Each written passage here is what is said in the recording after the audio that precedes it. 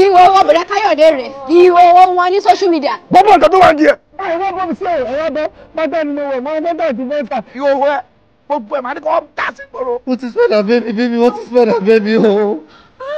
Báwo ni Káyọ̀dé ṣe careless for label yìí náà? Àdúrà yẹn gbà. Ìgbésẹ̀ ní kẹ́ tètè gbé.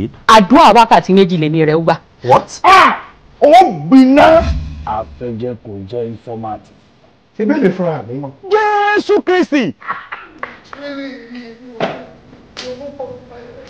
Ọ̀pọ̀ tó ṣe ẹ̀dá olórí burúkú ní ẹni.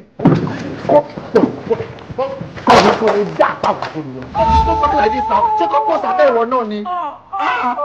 Ṣé kó pọ̀ sábẹ́ ìwọ náà ni? Ṣé kó pọ̀ sábẹ́ náà? Ṣé kó pọ̀ sábẹ́ náà? Yóò dà fún ọ. God will punish you. Amen.